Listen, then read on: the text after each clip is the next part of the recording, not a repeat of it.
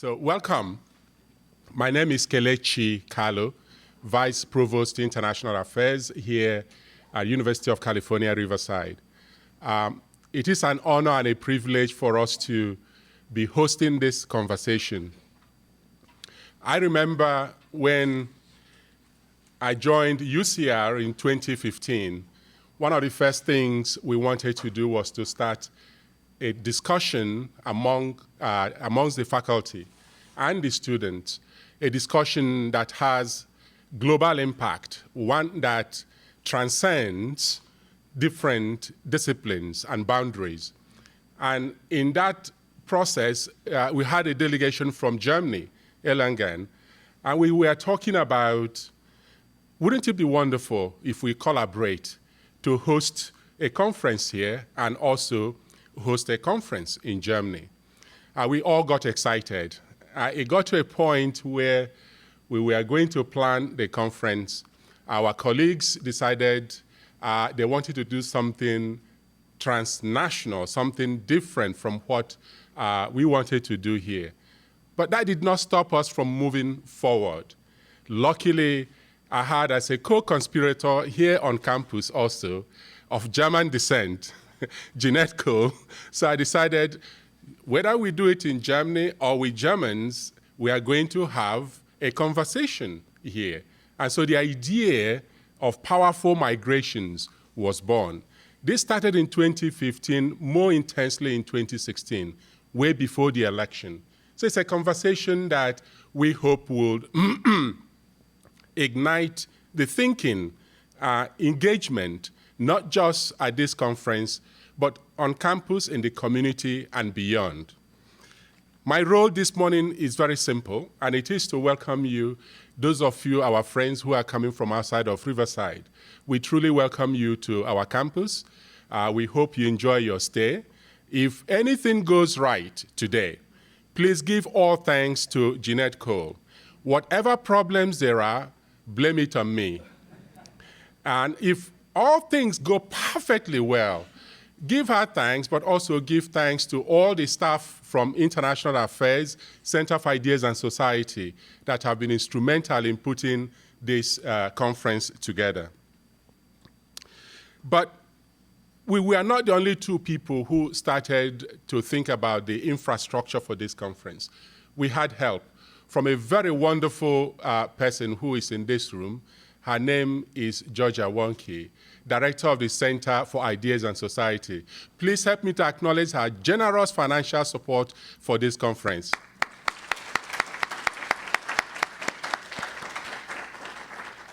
In addition to Center for Ideas and Society, we had help from our Dean of College of Humanities, Arts, and Social Sciences. Dean Millie is not here this morning, but I would still like for you to please acknowledge her support for this conference. Sean Bowler, who is Associate Dean in the college, was also very helpful in enabling us to put the ideas together. And when he comes, I will personally thank him. Indeed, the chief strategist for the conference, as I mentioned earlier, is Jeanette. And I hope over the next 2 days, you get to know a little bit more about how organized, how effective she is. International Affairs at UCR is new. Effectively started as a central office. It started in 2015 and was put together as a core unit in 2016. One of the key things we try to do is engage in international collaboration with scholars, with institutions, bringing students, bringing our faculty together with their colleagues overseas in joint research, in joint workshops. And so this conference is part of that effort to trigger that kind of collaboration. Yes, we are here mostly national. The hope is next year or in 2 years, we'll have more international partners represented at this conference. I also want to say thank you to the mayor's office. Mayor Rusty Bailey We'll be unveiling the stereograph viewing tomorrow afternoon, midday in downtown. So both the mayor and his assistant, Lalit, were very helpful in enabling us to put this together. We'll get to meet them tomorrow afternoon. The keynote speaker for the conference is someone that most of us should know, but some people I find out often don't know him. He's Dr. Jack Dengermond. When I came to Riverside in 2015 and got drafted into the World Affairs Council of Inland Empire, in short, the World Affairs Council, we were thinking about ways of celebrating the 50th anniversary. And I got to meet this wonderful man who is the founder of Esri. His ideas are very simple yet powerful. And that is geography, how geography tells story, how you can use the geographic information system to tell stories. Stories about places, about people, about movement, how you can use it to deal with big data. So it's very befitting that we'll have him as a keynote speaker today at 6 p.m. You'll be amazed by the use of GIS to understand this whole idea of migration, the idea of movement across the world. I was quite impressed in learning how they can sit here in Redland and understand the origin of Ebola and track it in order to be able to stop it at the source. And they were very instrumental in helping to bring it to a close rather quickly. So I urge you to come back this evening for the keynote address on practical solutions for a sustainable world. I'm not an expert on migration. In fact, I don't know much about migration. I am merely a political scientist who has dabbled into administration. But that doesn't mean I don't have questions. For example, one of the things I remember as a young man back home in my village, and I still do it each time I go back to Nigeria, is to roast corn and sit back and enjoy it. I always thought maize was indigenous to my village. But I come to United States only to find that, oh, gee, based on what you read, corn is actually indigenous to right here in North America. And you look at the different things that have gone from here to there. I begin to wonder with some questions for you. How do migration, whether they are forced or voluntary, how do they impact individual and societal security? How do migrations impact our cities?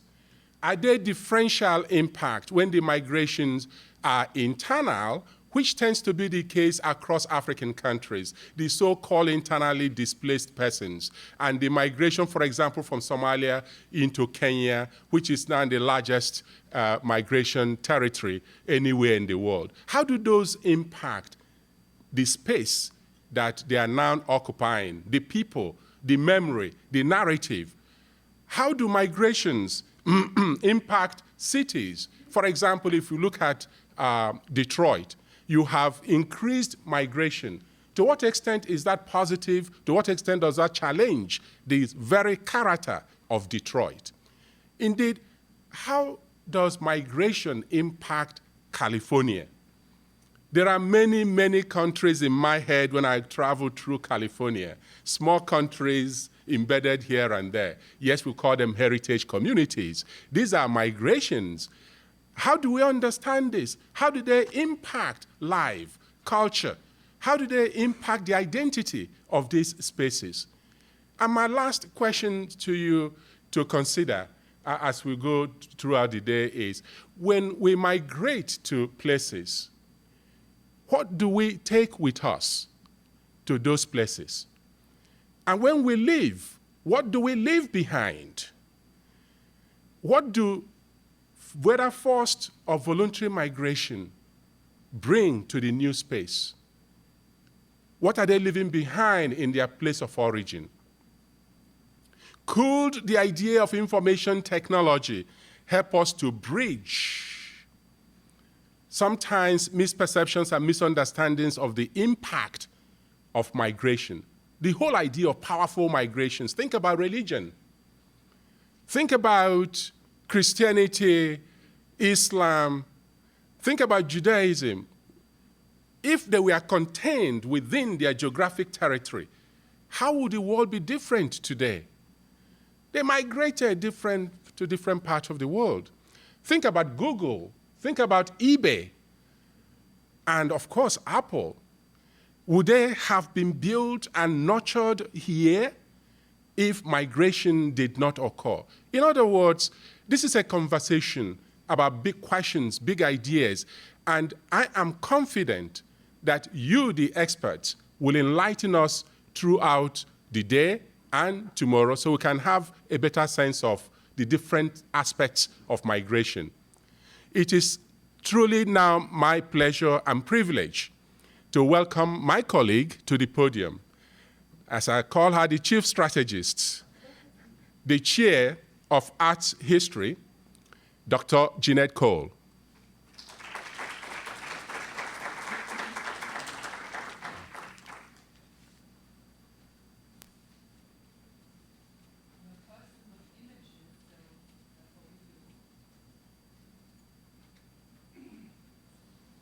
Well, thank you, Kelechi, so much. So in me, you have another person who's not an expert in migrations. That makes two of us.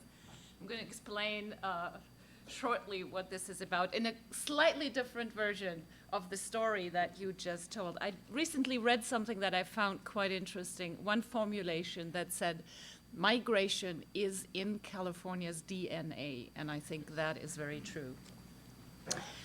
Powerful migrations, I would like to join, of course, Kelechi, in expressing my gratitude to have you all here today to participate and share in our conference.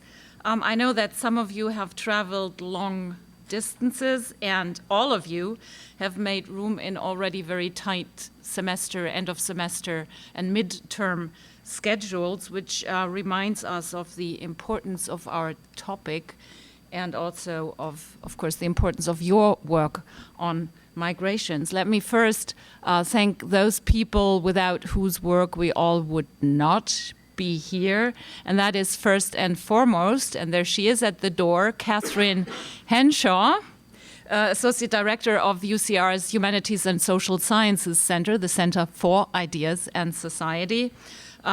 She's been, I must say, I think she's been an organizational genius, but also really a firm anchor.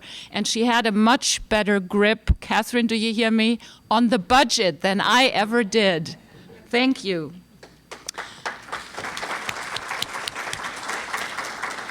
I'd also like to thank René de Geer and Jessica Di Filippo, who took excellent care of really, what can I say, of everything. From the food through travel, and I almost said migration, through travel and hotel arrangement and those beautiful bags that you have and the little notepads, which I really love. So thank you very much to those. The CIS is a very well-oiled machine, I can say as much. Thanks. I'd also like to thank, and I don't see her here now, is Sonia Sekeli-Rowland, who's the chief. There she is, who's the chief curator at our Visual Art History's Visual. It's a great thing. We have a Visual Resources Center. She came up with this brilliant and I think very memorable design for the poster and all the related visual materials. Wonderful.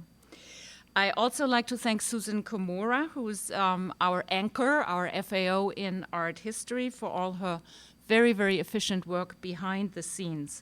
And the same goes for Melly Fitzgerald and Shannon Langley at Kelechi's office. So join me in thanking them very much.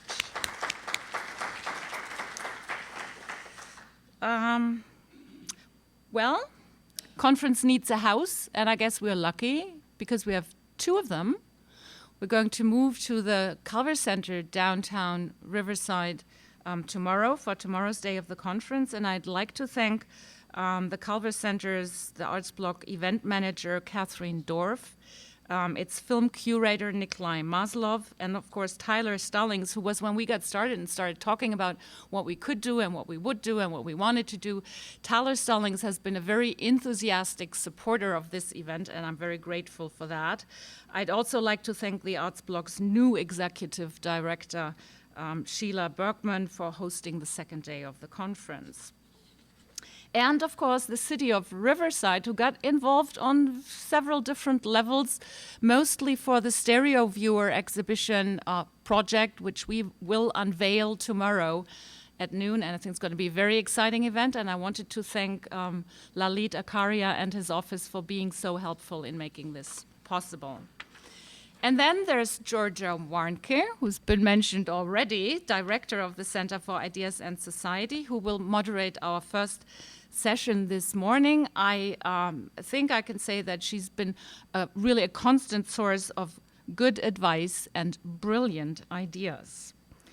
Jody Benjamin in history and Christina Schwenkel in anthropology were members of, we put together a small but very effective and I think highly congenial team because of the interdisciplinary nature of this conference. So part of that team were Jody Benjamin, who's going to moderate another section here, and Christina Schwenkel. Christina would have very much liked to participate, I know that, but good for her, she won a Wenner-Gren grant and sends her greetings from Berlin at the moment. And Kelechi has already paid tribute to all of those who financially supported this conference. So, as I said, I'm not a worker in the field of migration, so why this conference? Well, I think it fell in my or in both of our laps, but I'm glad it did. It so happened that in the summer of 2015, 16, well, in that academic year, 2015-16, Sean Boller, Associate Dean of the college, and I had a coffee at Ivan's kiosk. He had tea, he's British. We talked about our partner university, the FAU in Erlangen-Nuremberg in Germany, and the so-called migration crisis in Europe, which had just reached its peak. It was a couple of days after German Chancellor Angela Merkel had to revoke, under political pressure, her famous rallying cry of a year earlier, of 2015, "Wir schaffen das." We can do this. I'm absolutely convinced we can. That's what she said. And she had to take it back publicly. That already augured ill, but in hindsight, the world was still a different place back then. Sean suggested approaching a colleague in political science in Germany to get something going, a conference perhaps, which I did, but maybe that was really a wrong point in time, because what I sensed right away was I got this sense of weariness about the topic, and I guess it had been discussed tirelessly in German media, and it had polarized at this point the country's society to a degree where people just wanted it to go away, and that included academics. To make a much longer story short, the conference never happened, and I must say I'm glad, because ours is happening instead, and it is happening because I ran into Kelechi after that, and I told him this story, and he said, well, if they don't do it, we can do it. And we can do it here. Let's do it ourselves. And here we are. Thank you, Kelechi, for getting this started, really.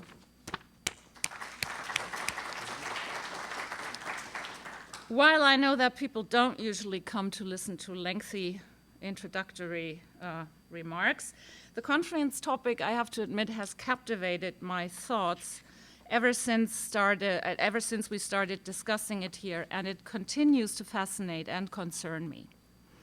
Hence, I'm not going to spare you a couple of remarks, so bear with me.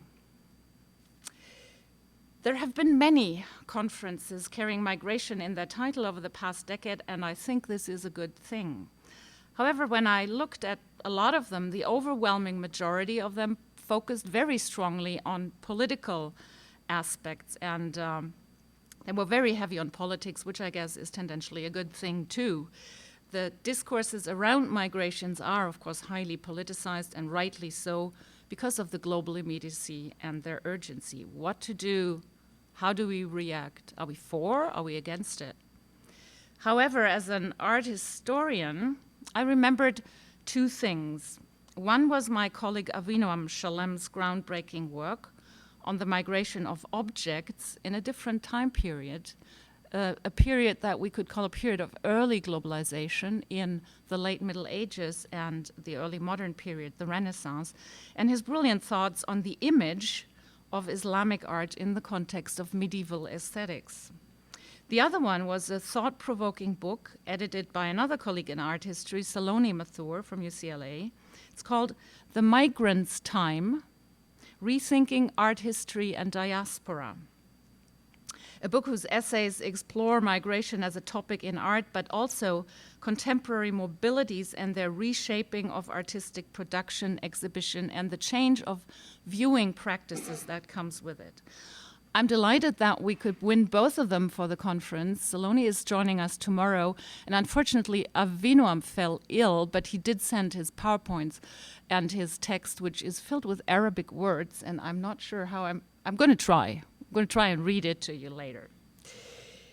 Their pioneering works are at the heart of a lot of art historians' interests in the topic. From these impulses within art history, the idea for a truly interdisciplinary conference emerged, a conference in which migration would be discussed from various perspectives in the humanities and the social sciences that could illuminate one another, and that's why we're here today.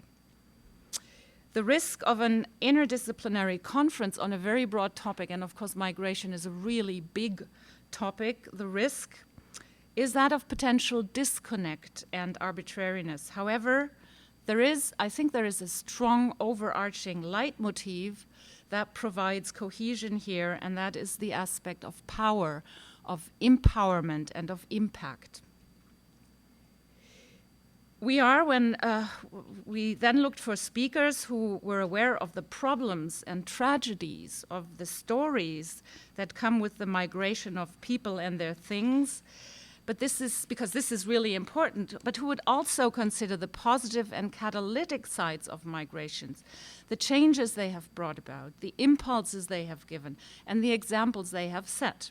Speakers who also have an interest in the conceptual understanding of migration as a time-spanning, as a human phenomenon beyond the current doom and gloom, as Kelechi put it in an interview recently. An interest in the history and the future potential of migration movements in a world that we hope will grow closer together rather than drift apart. We're all in one boat, after all. The moral and social fabric of our human society on Earth, the warp and woof of its texture, in my view, is made of only one ingredient, of only one thing, and that is our shared humanity. Human societies are not naturally segregated by anything. The mixture of defiance, helplessness, and cowardice that fuels current right-wing political nationalisms across the globe reveals in the end, I think, that our idea of nation-states might be anachronistic already. It is crumbling, and some are trying frantically to glue it back together again. It might, though, sooner or later come apart, dissolve in a world of global mobility and new forms of interconnectedness.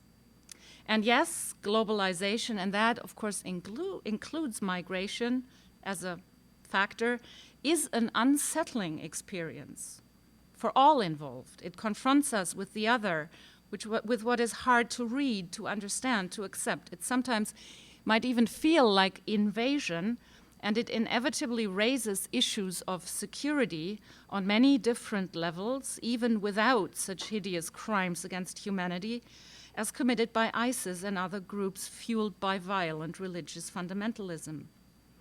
Security, and I think it really is a key category, it's probably the most discussed political and social category of our times. We only need to listen to the news. In the end, it's all about security, or the supposed lack thereof. And that comes with a set of heavy questions. Do we have a human right to security? Can it be guaranteed? And how much of it do we need? The chorus of voices crying out for national for security drowns out more differentiated thinking. Those cries are, of course, we know that, for stronger nation states, the protection of our capitalistic Western society, strong paternalistic vindicators, conservative leadership. And they produce the same old enemy stereotypes over and over again, and in rather extreme cases, the building of walls. Also, to create the illusion of security. Walls, so I'm German, and the wall in the history of my nation, of course, plays a key role. The fall of another wall in Berlin, one of the most symbolically charged political acts in modern history, fired the starting shot of a globalization picking up pace in the last decade of the 20th century and ever since. The foundation of the EU in 1992 followed soon after. Many of us, and I remember that very well, that feeling that this is a step finally in the right direction, and many still think so. Yet so much of the current surge of protectionism and migration resentment is based on the idea of the strong nation state, the bastion of national values and its territorial borders again. With the current migrations, we are told that our values are at risk. But are these really national values? Who tells us they are? Nations did not grow naturally out of human communities. They were created for political, cultural, and in particular for economic reasons. They were created by its people, but also from above, by stakeholders, lobbies, economic groups who cultivated public opinions, standardized markets, and pushed through constitutions and laws. Why then do we insist that they be stable, need to remain what they are? Why do we insist they are what defines our humanity, our culture, our values? I would go as far as to say that both the wrong kind of claims for security and the resulting reflex to crawl back in the rabbit holes of our nation states are the main ingredients that make migration a problem rather than an opportunity. The idea of fluidity, then, seemed like a good category to include in the conference's frame of thinking, although it is potentially a problematic category. Often enough, it is used as a metaphor to implicitly discredit migrations, whose movements of people are described as an initial trickling in of foreigners, followed by streams of migrants taking advantage, to subsequent mass migrations of people who at last flood our stable and peaceful countries. This is not, of course, not the fluidity we have in mind. It is the fluidity, the one I had in mind, of identities, which will be addressed from various of our speakers. The fluidity of borders, always artificial and historically changing. The fluidity of cultural developments who depend so much on inspiration and revitalization from those who think and live differently.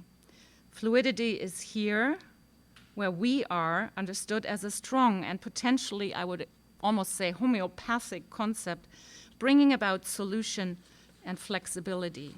National identities, just like individual identities, are nothing stable, and I'm speaking out of experience. Anyone who has moved between cultures, lived in different cultures, knows this experience very well. It is a rather healing and certainly a revealing and eye-opening experience.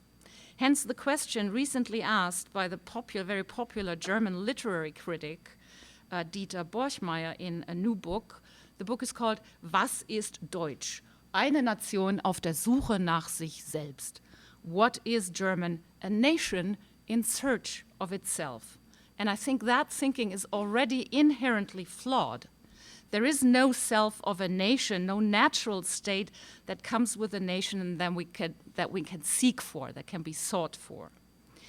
Fluidity and security, and the metaphor of it always, has been oftentimes nations are explained as a natural state of being, which they are not. Fluidity and security are not exactly twin sisters, but they are at least close relatives.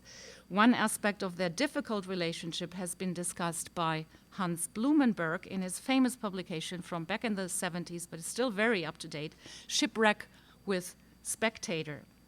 Blumenberg, and I am mentioned this one facet of his really complex and thought-provoking work on the metaphor or trope of the shipwreck, Blumenberg describes the dubious fascination that the observer of any shipwreck has, or that the observation of any shipwreck has on its observer, the literal and not so literal shipwrecks, the observer who is standing on safe and firm grounds, looking at the disaster out on the water, thinking that he or she can do practically nothing.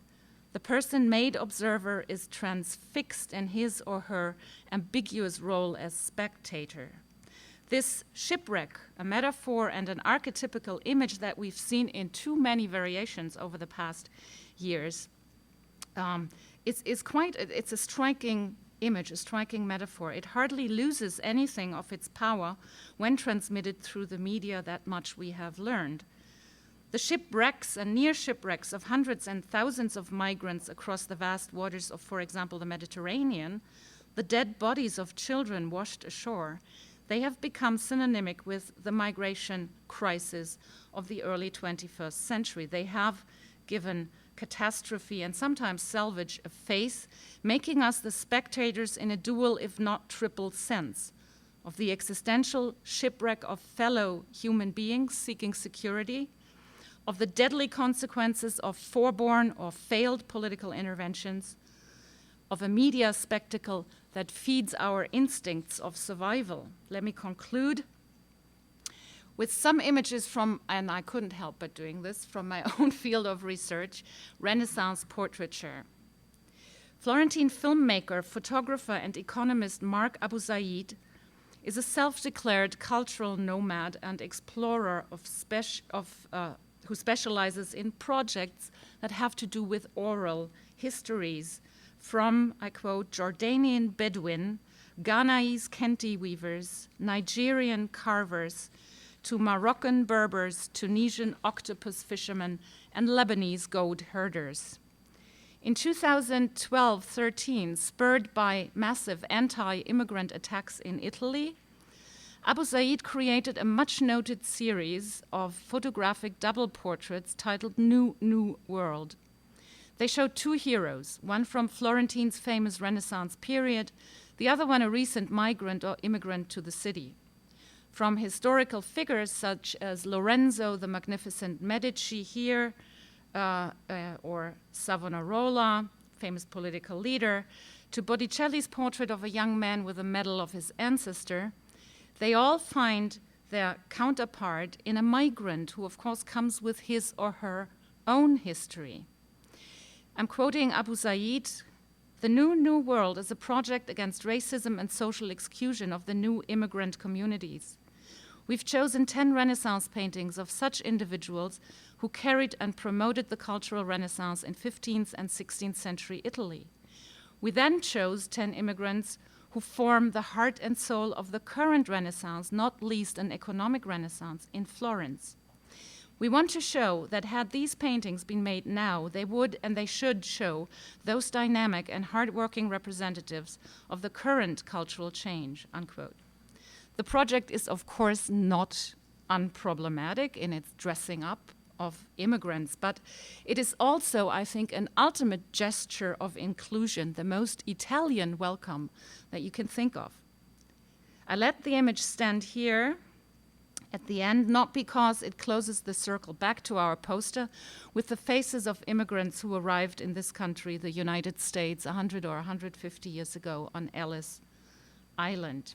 So before I hand over to Georgia Warnke, the moderator of our first keynote, given by Nina Glick Schiller, and I'm very happy that we could win Nina for the conference. Let me just one more time say a warm UCR welcome to all of you who are here. I hope you will be challenged, because I think migrations are a powerful thing. Thank you very much.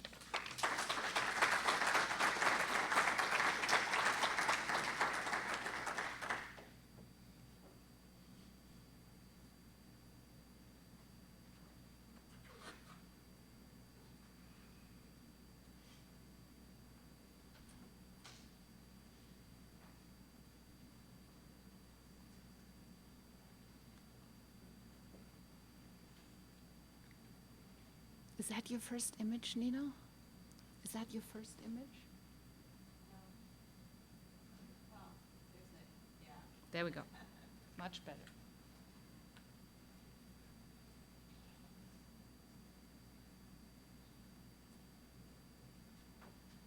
Hello, thank you all for coming. I'm Georgia Warnke, the director for the Center for Ideas and Society, and one of the pleasures we have at the center is that people bring us projects like this, and so we're very, very grateful to both Jeanette and Kelechi Kalu for bringing this wonderful conference to us. I now have the pleasure of introducing our first keynote speaker, who is Nina Glick Schiller. She is the director of the Cosmopolitan Cultures Institute and professor of social anthropology at the University of Manchester. She's also an associate of the Max Planck Institute of Social Anthropology in Germany and a senior associate of the Max Planck Institute for Ethnic and Religious Diversity, and emeritus professor of anthropology at University of New Hampshire. In her articles, chapters, reports, and books, Professor Glick Schiller develops a comparative and historical perspective on migration, transnational and diasporic processes, and social relations. Her current research interests include the relationships between migrants and cities, the transnational character of cities, diasporic cosmopolitanism, and cosmopolitan sociability. Professor Glick Schiller has conducted research in Haiti, the United States, and Germany, and she has worked with migrants from all over the globe. She is currently engaged in research projects in Manchester, in the United Kingdom, and Copenhagen in Denmark. In migration and urban studies, her concern has been to explore differences of power within transnational social fields in relationship to the constitution of gender, race, class, status, poverty, the second generation citizenship, and national identity. She is the founding editor of the journal Identities, Global Studies in Culture and Power, and she's currently also on the boards of Social Analysis, Anthropological Theory, African Diaspora, and FOCAL. Her recent book projects continue to develop migration theory by contesting the methodological nationalism of most migration studies and questioning the comparative framework that remains focused on individual nation states and state policy. Her talk today is entitled Estranged Belongings, Dispossessed Futures, and Aspirations for Social Justice. She's asked me to remind her of where she is in certain time periods, so if you see me gesturing, I'm not being rude, I'm doing as told. Thank you.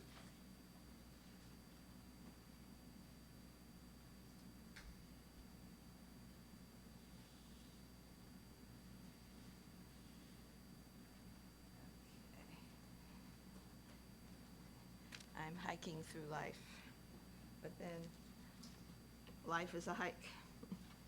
Okay.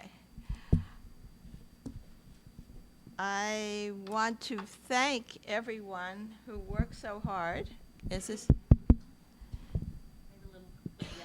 Okay, can you hear me? Yeah, this is a small room.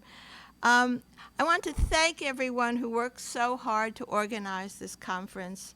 The idea of power and the idea of migration should go together in many different ways.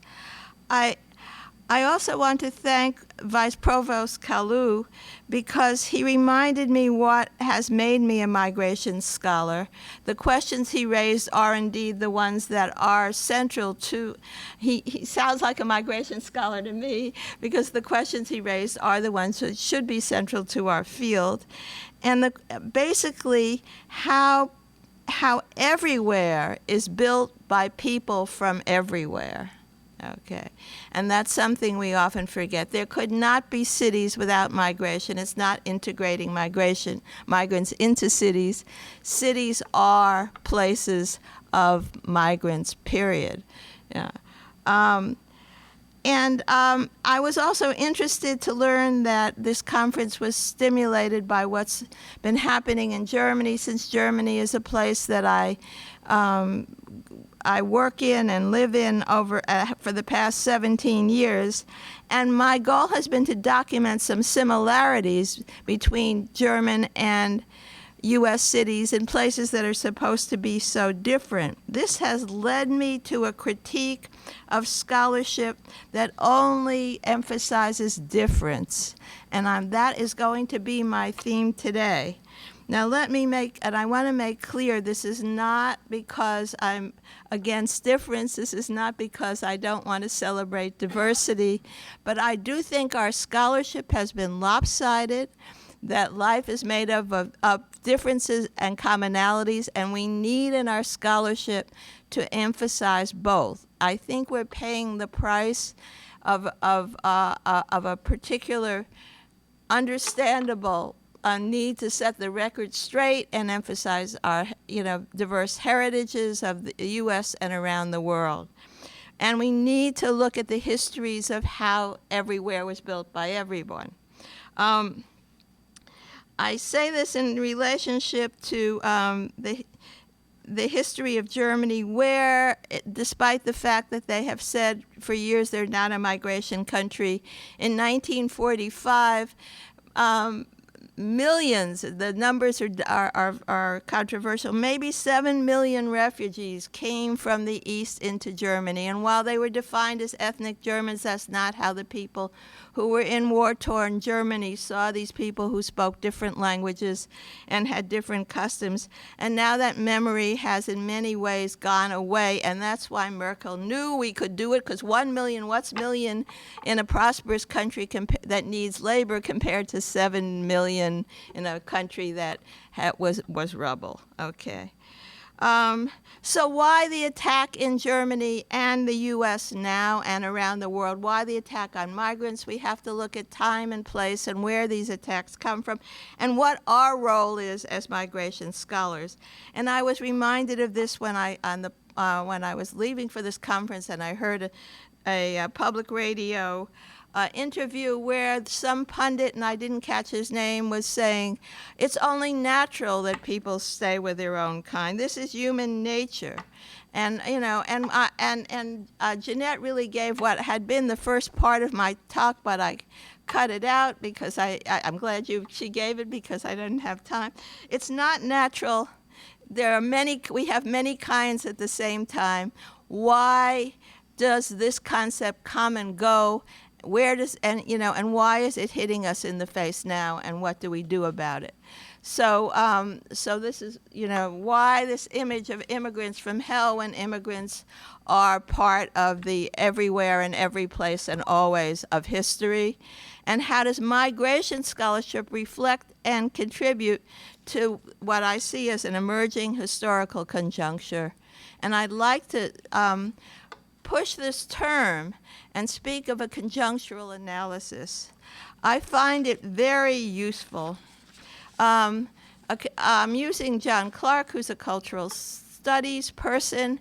Conjuncture, he building on the work of Stuart Hall, he reminds us, is the intersection of forces, tendencies, forms of power, and relations of domination as they meet within place and time.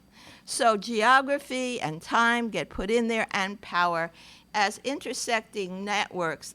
So I find this is an orientation. It's not a theory. It reminds us what we have to look at, and then so we can build theory.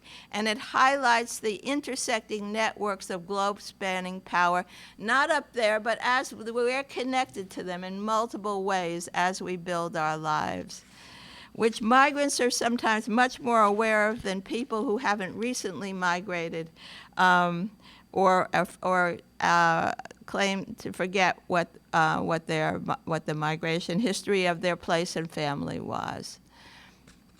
Now, my concern is that our scholarship reflects concepts that emerged to try to nation build in a previous historical conjuncture, the role of the U.S. in building these concepts is very important. In post-World War II, and I'm sure many of you know this, I just want to remind you because the conjuncture has now changed. During post-World War II, between the 1945 to the 60s, this is not a theory of periodization, so this is just broadly mapped. There was a U.S. global imperial expansion. U.S. was all over the world, getting wealthier, bringing the wealth back to the U.S., and at the same time there was a Cold War. And that influenced the way in which people learned to identify in the United States and the way migration scholars talked about the country. And in that, or scholars in general, in that process, there was indeed social mobility as the wealth of the country expanded, and as there was money for federal housing loans and the expansion of public education, the expansion of secondary education, and these resources were made available to European second generation and beyond, who became white. Before that, there was barriers of discrimination. They were seen as not white Italians, whether they were Italians or Russian Jews or Poles or Irish, but they became that white working class, became prosperous, became the famous U.S. middle class, and the scholarship reflected that with a theory about assimilation over the generations, okay? And a theory about how, over the generations, an American culture had come to exist, and you could measure people's social distance from it. But African Americans, Latinos, Asians, were, as you know, were routinely, legally excluded from the housing, from the scholarships, from the well-paid jobs, from the unions, and became a source of cheap labor that contributed to the wealth of the country, and the civil rights struggle broke out in these years. So you have nation building, the concept of a strong national identity, and these struggles, okay, and the struggles of African Americans, as we know, were became more and more about broader struggles that were anti-imperial and were about poverty and inequality in general. The scholarship that I studied, I couldn't even find it on the web. When the Hungarian refugees came, they had all these scales, sociological scales. I don't know if anybody's ever seen them, about how you measure that they're becoming American. My favorite one was loving hot dogs, which of course is a German food, and as the pizza is today, became a measure of Americanness. Okay. Let's see if I can get this to go. Oh, there, maybe there. Okay, but the world changes. And there was a conjunctural transformation between the 1970s and the 2000s, both in the U.S. and around the world, because it was a global restructuring of capital. David Harvey has called it the opening of flexible capital accumulation. There's a whole scholarship of neoliberalism. But it's important for us to put this in relationship to how we think about migration and how our concepts change. It happened in different ways in different parts of the world, in different tranches of so-called reforms. It began with runaway shops in the U.S. and the U.K., an increasing international division of labor, and a growth of urban regeneration, which is part of the history of UC Riverside and the Mission Inn that I'm staying in. It's everywhere. And the South experienced it in the Caribbean, which is the area I know something about, in terms of structural adjustment, where all kinds of public services were stripped, and privatization took over, and people who wanted to maintain their standard of living migrated to the U.S. And in this juncture of tariff barriers going away, of capital restraints on the flow of capital going away, in this question of the fluidity of in this moment of the opening up of fluidity of capital, lo and behold, in the scholarship, we had talk about multiplicity, fluidity, hybridity, alterity, difference, diversity, and transnationalism. Now, I began with my colleagues. Some of the people began to talk about transnational migration, and we knew it was related to what was going on in the world. But we knew that we could see things differently because the world was changing. We knew that our theory somehow reflected what was going on. We were afraid, and we said so directly, that we would also contribute to things that might have consequences that would not promote social justice. Okay, but this is often not acknowledged, and the problem was.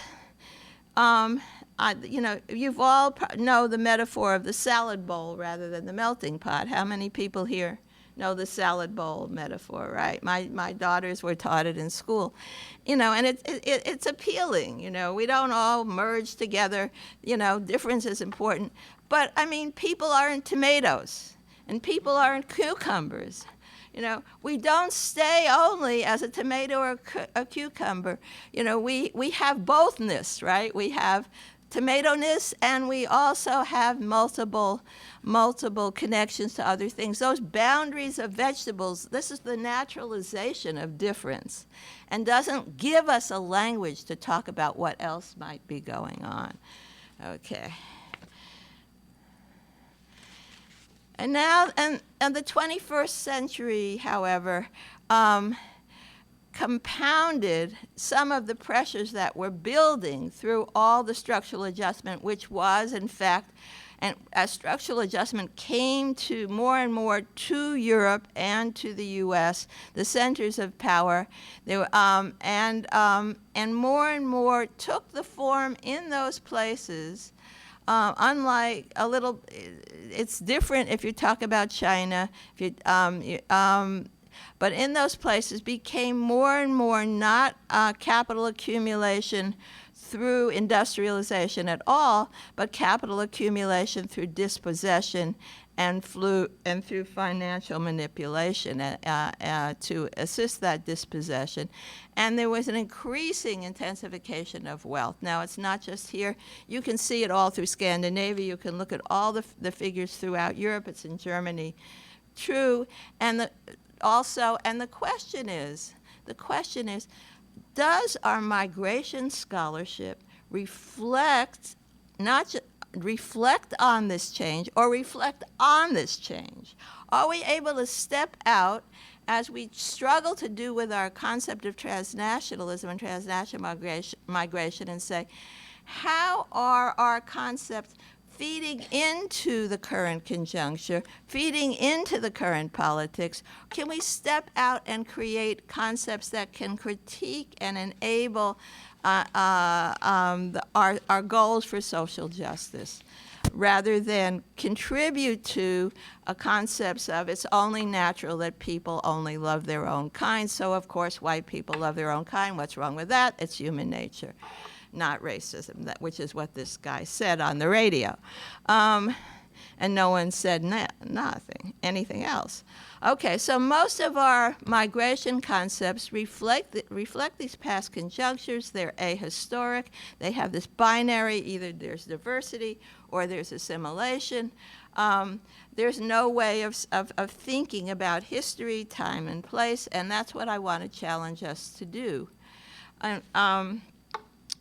It's very interesting to look at conferences and their imageries, and I've done what Jeanette did. I've also looked through Google Media, Google Images, to try to look for images of anything different, every time you Google diversity or hybridity, you see faces.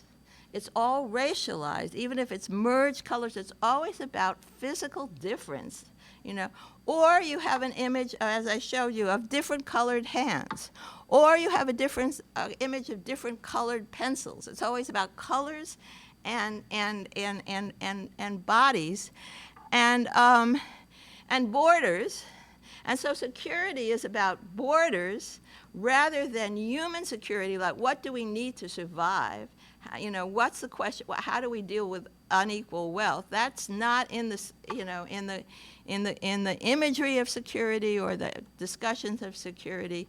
And this scholarship that only reflects on boundaries and exclusion and inclusion feeds on, I would say, and intensifies the contending forces. We need to not discard what we're doing, but add to it, broaden it in certain ways. Oops. And my concern is that we have insufficient research on the daily sociabilities between people categorized as migrants and people categorized as non-migrants. And I'm taking the concept of sociabilities from Zimmel, who, yes, wrote about the stranger, but also wrote about the possibility of sociabilities. He did not think this was strangeness was the only thing that people were possible of experiencing, and he talked about social relations that provide pleasure, satisfaction, meaning, a sense of being human. As Jeanette talked about this question of humanness. And we debated this question a lot in our multidisciplinary Institute on Cosmopolitan Culture, which, by the way, the University of Manchester decided they no longer needed in these times of difference. And we said it's not the same thing as uniformities. This kind of sociability is not uniformity. It's not saying everybody should be the same. It's not a concept of assimilation or integration. It's saying that people have domains in which they recognize each other's humanity. It's not a toleration. I love you because you are so different from me. Isn't your difference wonderful? So I can market it, buy it, consume it, decorate with it. But rather, you and I, we share something together. Not everything. You have these wonderful differences, but we share something. So I call this the domains of commonality that people have as parents, as people struggling, as people who live in the same place, as people who have the same aspirations for social justice, as people who share daily life, workplaces, neighborhoods, streets, institutions, universities, whatever. Now, I find that to make this kind of analysis of why at this particular time we see both a growth of anti-immigrant feelings and at the same time the possibility of new sociabilities, it's very important to look at the concept of dispossession. It's an old concept about what underlies the modern world, what underlied colonialism. Anyone who studies here the history of colonialism, Mexico, exploitation of labor, has been doing studies of the accumulation of dispossession. It certainly can be found in the Marxist literature. Marx said in 1867 that dispossessive processes are those through which capital was initially accrued to fuel the development of industrial capitalism in Europe. In other words, land was land and resources and labor were stolen. They were stolen, people were stolen, and that fueled the industrial development, and that dispossession took many forms. But he also pointed out that it took place within Europe. He pointed particularly to to the taking of the commons in England, where the Enclosure Acts, where land was enclosed and people's common public places, common resources were taken and privatized. This was one of the initial privatizations. Then they had to migrate. They had to become refugees from the rural area, go to the cities, become the industrial labor that fed to the, I'm simplifying, but the point is that he saw this happening all over the world, and he saw this as a very important process. But, and it, of course, has never gone away.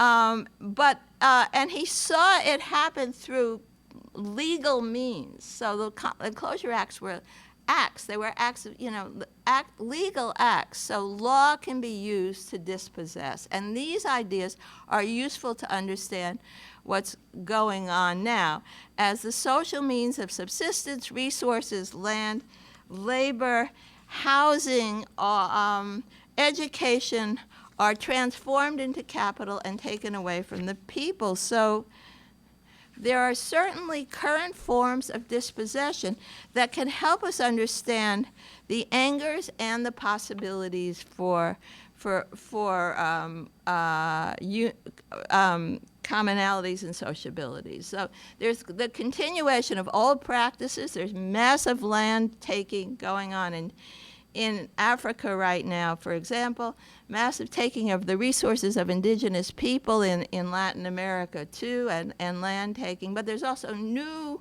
forms of privatization, new so-called new neoliberal reforms, and urban regeneration, which is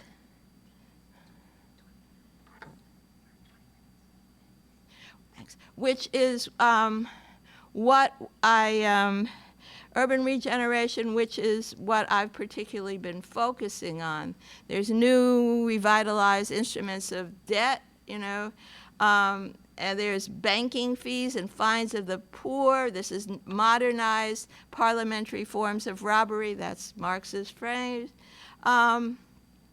We saw that in Ferguson. It goes on in every city. I would say I looked, mentioned in Manchester, New Hampshire, where I've also been doing research. And if you look at the city budget, a large portion of it are fines, for not mowing your lawn, for traffic violations, for all kinds of things that hit the poor. Manchester has many more poor white than black, so it cuts across in that sense, and I will talk about the implications of that.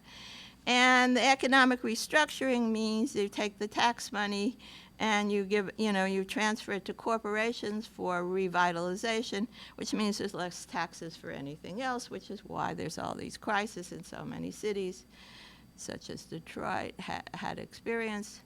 Now, what's the interest for migration scholars?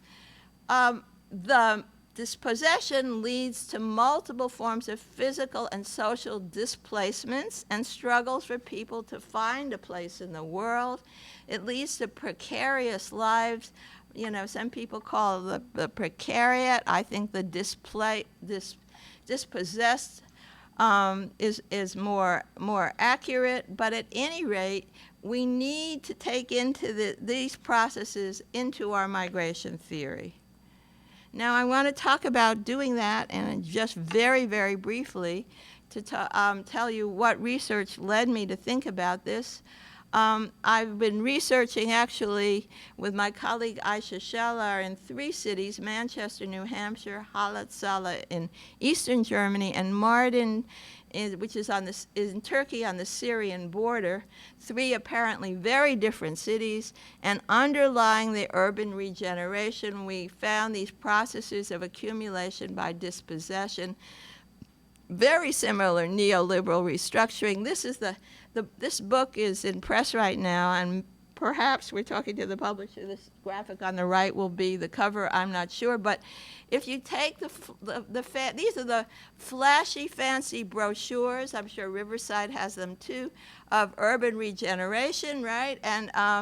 And they look like they're from central casting, even whether it's Mard in Turkey. You have some picturesque, you probably have the Mission Inn here, some picturesque old buildings and some lovely new buildings, and the regeneration area and all the young intellectuals and business people were going to flood in and revitalize your economy.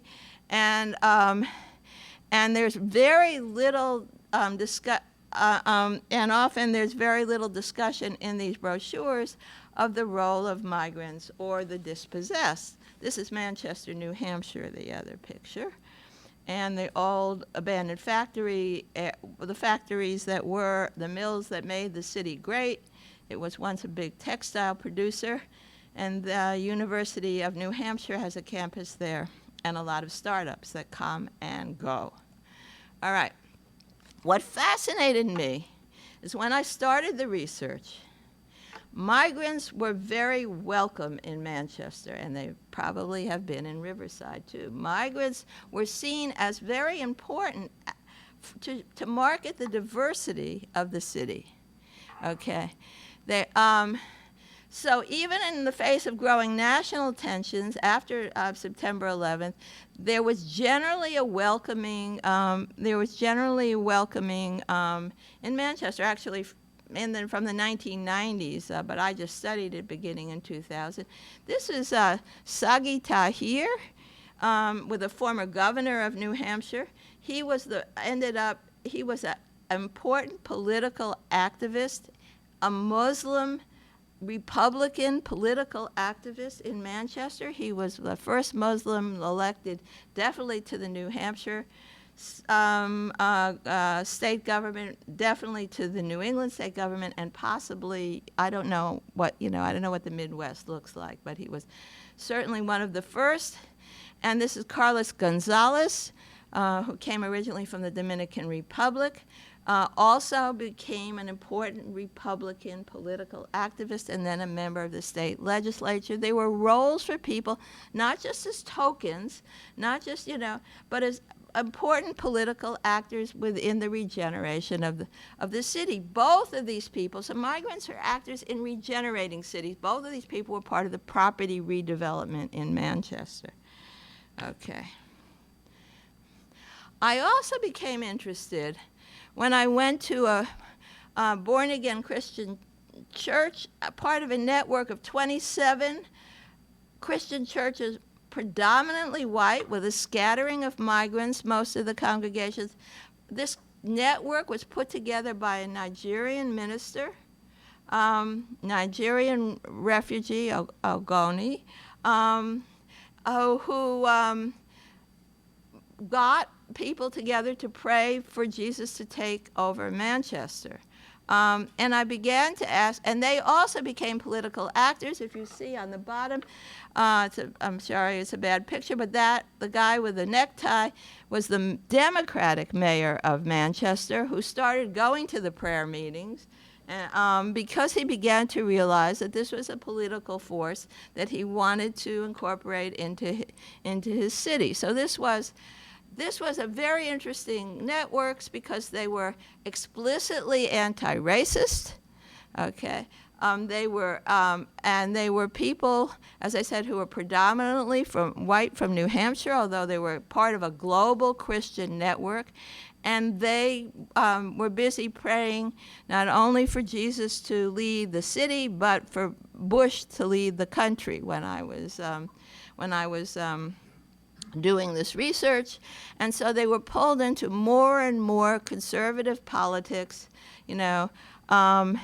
anti-abortion, anti-government, and at the same time with this anti-racist and corporative agenda. So this is a very mixed bag and built on the sociabilities between the people in these congregations, because these people most of the members of the congregation were experiencing the displacement of Manchester, deindustrialized, moving from industrial shops to service industry, lower wages, insecure jobs, constant temporary jobs, having, as I said, increasing amount of their tax money going into redevelopment and with almost no services for immigrant settlement, but no services, no social services.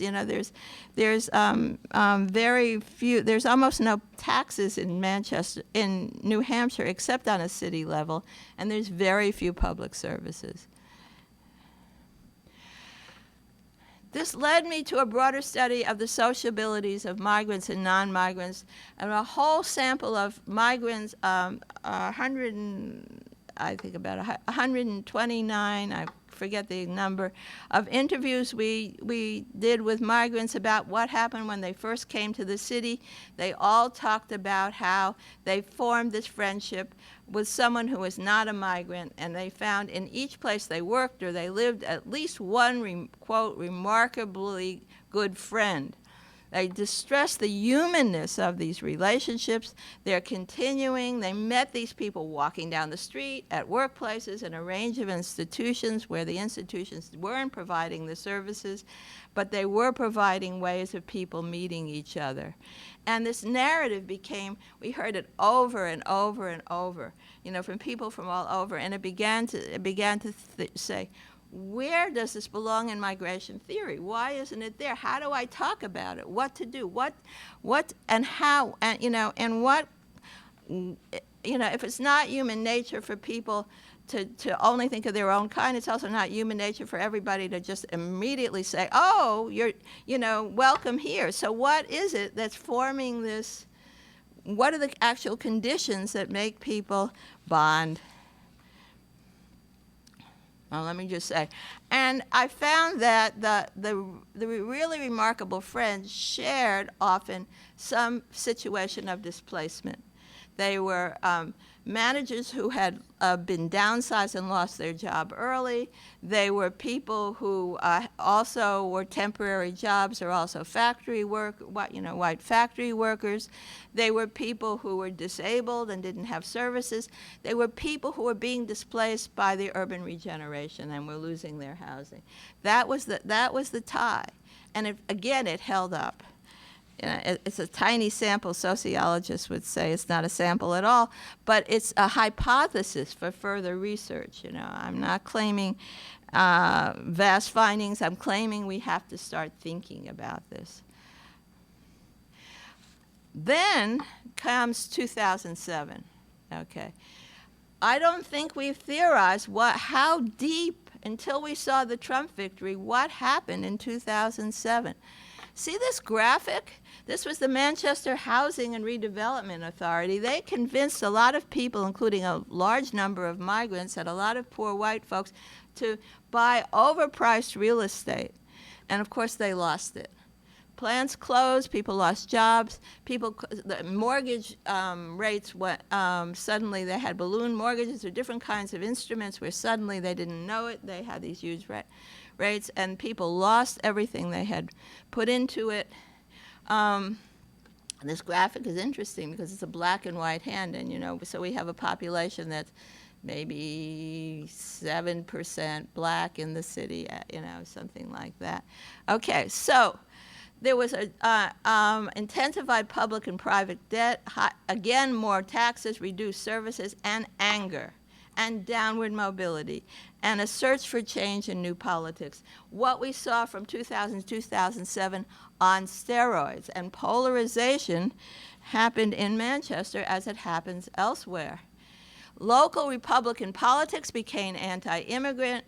This is a Trump rally in the fall of 2016 at a closed Ashram Sylvania factory in Manchester, New Hampshire, where several of the people who we interviewed had worked. And he said the jobs went to China and Mexico, and they did. And this is, in the same year, a Black Lives Matter demonstration in Manchester, New Hampshire, which are not just African Americans, but local people who were against racist terror and the police. The social movements came to Manchester. There was polarization, but it wasn't only just reaction, but it's the reaction that gets covered, and it's the reaction that gets theorized. Important to study it, but to link it to why people are brought into these movements, what sociabilities bring people into different kinds of movements. So I'm concluding by, pointing out to the fact that dispossession produces political movements of the displaced. It's not a grand theory. It's something we know, and yet our migration theory has stood apart from trying to look at this, because we tend to only look at migrants and not who else they might be hanging out with, praying with, working with, being unemployed with. So we see a resurgence everywhere of nationalism, fascism, racialization, exclusion, and criminalization, but we also see these daily sociabilities and multiple links between dispossessed people. In Halle, Saale in Germany, where I work, which is an eastern German city, has been restructured, where there had been vast unemployment. It's a little better now, but people lost their sense of place in life, their sense of belonging, their sense of their workplace. When refugees started marching into the city, people flooded to every agency they could find and said, "We want to help." They brought food, clothing, shelter, and they stormed and they said, "Where's our refugee? We want to take in a refugee." This kind of flooding response of identification of some commonality was covered in the media for a little while, and then the media and the stories and the research focused only on the people who said we can't do this, and not the people who continued to say in Halle, we can. So the changing historical conjuncture creates a polarization in Manchester, the U.S., and the globe. There are emerging solidarities and social movements, but we have to look at all these social movements and ask, for what and with whom? In conclusion, I would suggest we need a dispossession studies, not just a migration studies. We do have to talk about the power of migrations and the powerful, but we also have to talk about these powerful processes that underlie migration. We have to examine the structure and processes of unequal power that constitute everyone's lives. So it's not just us and them and a single us and a single them. That happens at the border. We have to contest displacement and precarity and the processes of capital accumulation that underlie it. And there isn't a university around that where people aren't, experiencing, how did that happen? Where people aren't experiencing, where's my slideshow? Yeah. I think. Did I hit that? All right. Okay, so now I need to go down to the very bottom, though. Does it maybe work this way now? There is a quick way, but I don't. All right, we'll just go. Anyway, the point is that we need to at every university, people are worried about their jobs, worried about their future. Graduate students wonder if they're going to find a job. There's more and more temporary work. There's more and more larger and larger classes. We were discussing in the shuttle here. The student-faculty ratios are constantly under pressure, more and more pressure to have public universities that are just online. All of this is part of privatization. All of this is part of these dispossession processes. They filter in our lives so deeply that we don't connect the pieces. Migration is part of this puzzle, and both the Trump victory